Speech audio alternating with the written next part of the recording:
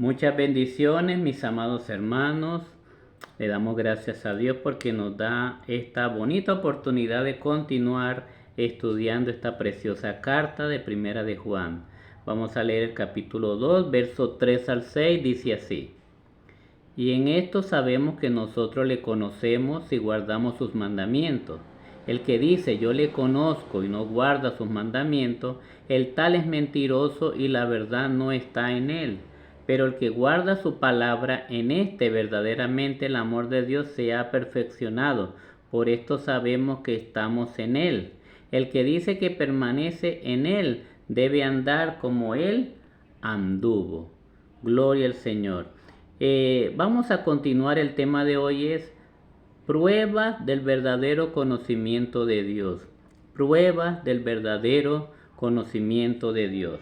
Y vamos a ver que en este pasaje que hemos estudiado desde el capítulo 1, los versículos del 1 al 10 y el capítulo 2 y los 6 versículos que llevamos, esta carta del apóstol Juan que hemos visto nos muestra dos pruebas externas que demuestran la salvación. Dos pruebas externas que demuestran la salvación. Una prueba es la doctrinal y la otra es la moral. Dos pruebas externas de que somos salvos. La doctrinal y la moral. Así que vamos a ver primero la prueba doctrinal. La prueba doctrinal consiste en confesar una visión correcta de Cristo y el pecado. Escúcheme bien. La prueba doctrinal consiste en confesar una visión correcta de Cristo y el pecado. Vamos a ver que en el capítulo 1 de Juan, los primeros 4 versículos, nos da una visión correcta de Cristo. Nos habla, por ejemplo, de que Cristo es Dios. También vimos que Cristo es eterno. Vimos que Cristo también se encarnó, que Jesucristo es vida. Eso es lo que pudimos ver, pero sabemos que es mucho más. Pero aquí entonces el apóstol Juan nos trata de enseñar un poco sobre que tengamos una visión correcta de Cristo.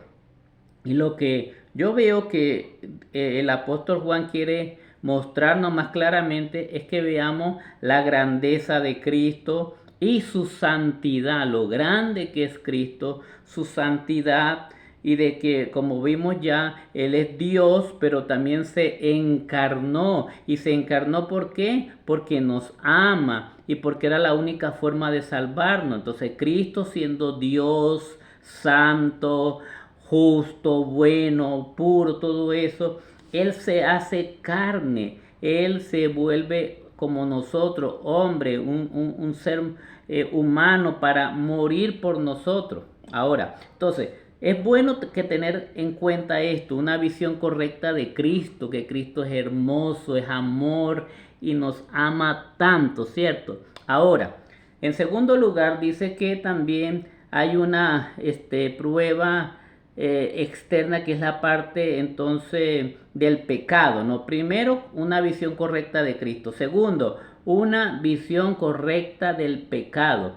En el capítulo 1 del verso 5, pasando por el capítulo 2 y versículo 2, vemos que ahí nos da un panorama de lo que es el pecado para que tengamos una visión correcta también de lo que es el pecado. Por ejemplo, nos ha venido hablando de que todos somos pecadores, que si decimos que no tenemos pecados, nos estamos engañando a nosotros mismos, que si decimos que no hemos pecado, le hacemos al mentiroso, porque en Romanos, por ejemplo, capítulo 3, verso 9, en adelante, él nos dice la palabra que Pablo dice, ya hemos acusado a judíos y a gentiles de que todos somos pecadores, que no hay justo ni a un uno, todos se descarriaron, todos se desviaron. Entonces el versículo 23 dice, por cuanto todos pecaron, están destituidos de la gloria de Dios. Entonces vemos claramente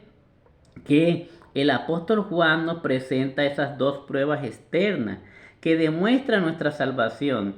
La doctrinal Entonces, que estamos diciendo que es tener una visión correcta de Cristo y el pecado. Cristo, su santidad, su grandeza, pero al mismo tiempo el pecado que es horrible, el pecado que nos asedia, el pecado que nos separa de Dios, el pecado que nos ha condenado, el pecado que nos ha tenido lejos de Dios, que estamos destituidos de la gloria de Dios, pero que para eso Cristo vino. Entonces tener una visión correcta de que somos pecadores, que no tenemos ningún chance de salvarnos, estamos totalmente perdidos, pero bendito el Señor, Cristo viene, aparece en escena para morir, para hacerse hombre, para morir por nosotros, para derramar su sangre y darnos salvación y vida eterna. Entonces, eso demuestra que somos nuestra salvación, nuestra bajeza con nuestro pecado, pero al mismo tiempo la santidad y la grandeza de Cristo que viene y nos salva, ¿cierto? Entonces, qué bendición, mis hermanos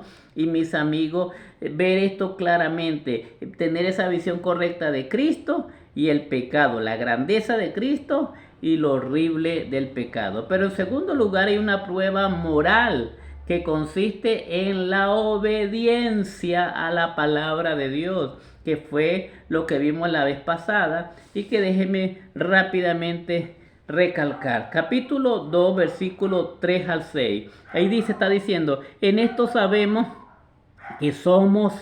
que nosotros le conocemos si guardamos sus mandamientos. Es decir, está diciendo, en esto sabemos que somos de Cristo, que somos hijos de Dios, si guardamos sus mandamientos. El que dice, yo le conozco, yo soy cristiano, yo soy de Cristo, y no guarda sus mandamientos, esa persona es mentirosa y la verdad no está en él.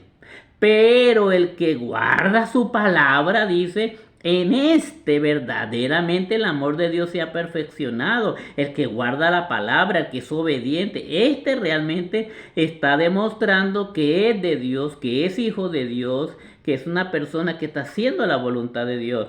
Por esto sabemos que estamos en Él. ¿Por qué? Porque guardamos su palabra. Y el versículo 6 termina diciendo, el que dice que permanece en Él, que es cristiano, que es de Dios, que ha nacido de nuevo, debe andar como Él anduvo. Así que si realmente hemos nacido de nuevo, si verdaderamente conocemos a Dios, ¿cuál es la evidencia?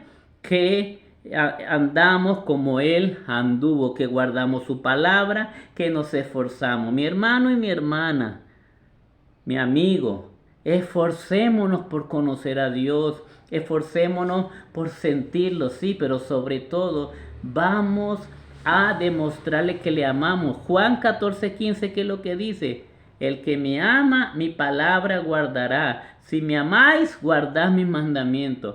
La demostración que amamos a Dios, la demostración de que somos de Dios, es que guardamos su palabra.